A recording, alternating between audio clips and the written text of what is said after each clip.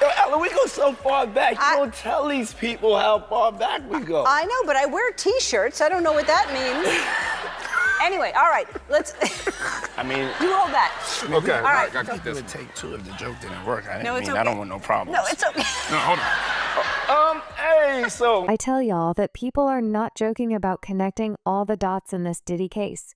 Guys out here are probably doing more investigative work than the feds. Well, now, allegedly, there's a connection between how tWitch died and Diddy and Edley. It has a lot to do with Ellen DeGeneres and all the allegations that made rounds about her illegally transporting kids across borders and attending Diddy's parties. Word on the street is that tWitch possessed dark, compromising evidence involving both DeGeneres and Diddy. And because of that, he had to go. What time will it go till? That's a different type of party, though. Uh-huh. It'll go from like 9:30 to like maybe 3 o'clock, 3 o'clock. And then, you know, we have the top 2 floors of the hotel. You know? And then it will carry on there? Yeah.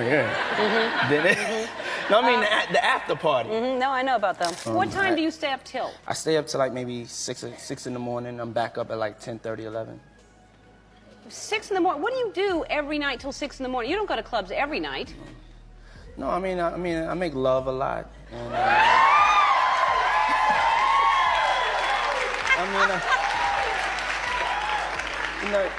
you know, That's Ellen, my favorite answer ever. I told you when I came on the show I was going to be completely honest and expose myself to the world. Okay, guys, y'all remember when tWitch died, it was reported that he checked in at the Oak Tree Inn and was supposed to check out the following day at 11 o'clock. When he didn't check out, a hotel keeper went to knock on his door. And that is when they discovered his lifeless body and a self-inflicted injury. As much as the news was devastating, people said that it didn't make sense that tWitch would just univ himself. I mean, he had just celebrated his 9th anniversary, with his wife Allison sharing throwback images from their wedding and writing "Happy Anniversary. My love at Allison Hulker # years." Allison also shared a reel on Instagram in honor of their anniversary, writing, "It's our 9th anniversary. I couldn't be more grateful to celebrate this perfect magical day." In addition, tWitch and Allison were even talking about having another kid. Well, naturally, fans started looking for what could have gone wrong. And the first place they looked was at his wife Allison, who allegedly was pretty sketchy about the whole situation. For starters, as soon as the news of the death went live, Allison said in a statement, Steven lit up every room he stepped into. He valued family, friends, and community above all else, and leading with love and light was everything to him. He was the backbone of our family, the best husband and father, and an inspiration to his fans. To say he left a legacy would be an understatement, and his positive impact will continue to be felt. I am certain there won't be a day that goes by that we won't honor his memory. Allison then closed her statement by sharing a message for her husband, Steven. "We love you, we miss you, and I will always say the last dance for you." Well, many people said that the fact that Allison released a statement as soon as the death went public was a bit sus. In addition, when Allison noticed that tWitch was not home, instead of calling the police, she went to them like she already knew something bad had happened. Then there were interviews she did months later that a lot of people found emotionless. In fact, people were saying that from the beginning the marriage seemed forked, and that Allison is the one who pushed tWitch into being an influencer, constantly posting videos where they looked happy, and eventually tWitch couldn't handle it anymore. Something else that bothered a lot of people is that tWitch did not have a will at the time of his death.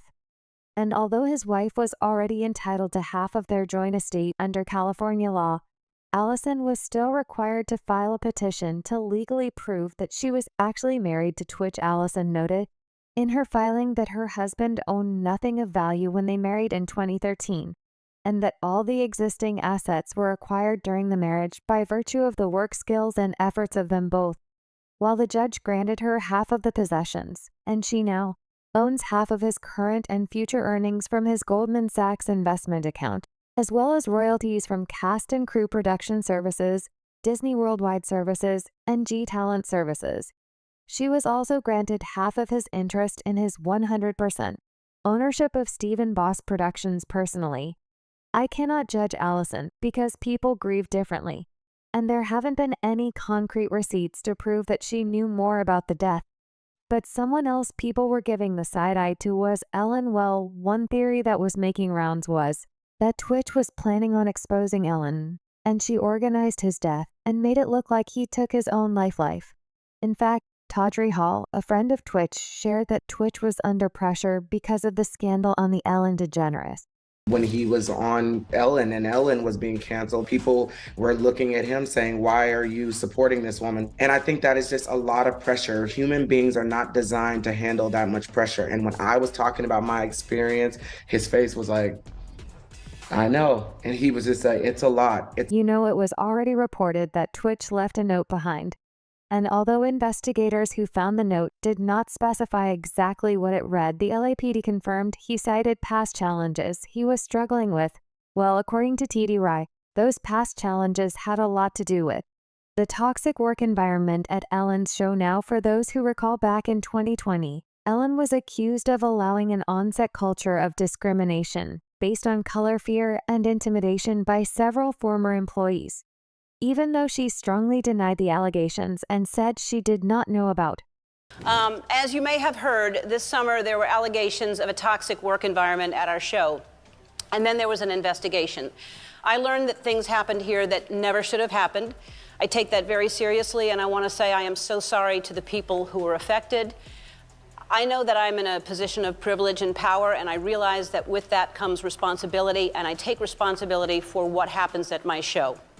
This is the Ellen DeGeneres Show. I am Ellen DeGeneres. My name is there. My name is there. My name is on underwear. We have had a lot of conversations over the last few weeks about the show, our workplace, and what we want for the future. We have made the necessary changes, and today we are starting a new chapter. Based on a report that was done by BuzzFeed, an employee who claimed she was fed up with comments about her skin color essentially walked off the job. Others said they were also instructed by their direct managers not to speak to Ellen DeGeneres if they saw her around the studio. Most of the former employees actually blamed executive producers and other senior managers for the day-to-day toxicity.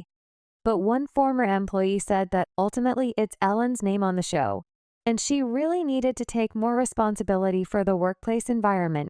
Guess who was an executive producer on the show, yet Twitch? So was he also making people of color suffer, or was he among the ones being discriminated against?